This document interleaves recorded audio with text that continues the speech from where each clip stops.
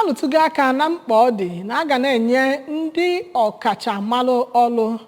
maka iwu nọ n'ihe ndị ọzọ a na-alụ alụ. Nke a bụ nke pụtara ife n'oge mmemme nguzobe Engineer Alex Ifeagwazi dịka onye isi oche nke atọ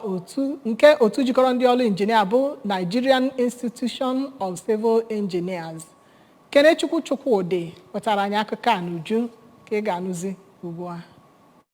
N'okwu ya na oge mmemme ahụ, onye bụ onye isi oche nke otu Nigerian Institution of Civil Engineers na ala Nigeria bụ injinia Chukwudi Ezeukwu kwupụtara mwute ya na ọnọdụ okporo ụzọ na ihe nrụpụta ọzọ na obodo Nigeria, ọkacha na mpaghara South East. Injinia Chukwudi, onye bụ Vice Chairman Nigerian Institution of Civil Engineers, Injinia Sonye Ali nọchitere anya ya, kenekwara onye isi oche Nigerian Institution of Civil Engineers nke Anambra State, onye enyere ikike iji lụọ ọlụ, ma gwakwa ya na ndị ya na ya na-alụ ọlụ ịdị njikere ime ka otu ahụ na-agakwa n'iru. Onye nyere nkụzi pụrụ iche na oge mmemme ahụ bụkwara onye bụ Vice President nke mpaghara South East na otu Nigerian Society of Engineers bụ injinia Chinasa Okwu Okoli. Onye bụ injinia Ọjị Anọzie Ọjị nọchitere anya ya kwusiri ike na ọnọdụ okporo ụzọ na ihe nrụpụta ọzọ bụ nnukwu ihe mwute, ọkacha na mpaghara South East, nke na-emetụta azụmahịa na ebimụndụ. Ọ kpọkwere gọọmenti itinye ego n'okporo ụzọ na nrụpụta ndị ọzọ dị iche iche, ma nwekwa mmekọrịta ha na ndị nnọdụrụ onwe maka agamniru Nigeria. Onye ọzọ nyekwara nkụzi na oge mmemme ahụ bụ injinia Ali lụtụrụ aka na itinye ego na okporo ụzọ yanakwa ihe nrụpụta ndị ọzọ bụ nke na-enye aka na ọnọdụ azụmahịa nke Nigeria, yanakwa inyere ndị mmadụ aka inwe ọlụ ma mekwa ka ahịa ha na-aga n'iru nke ọma.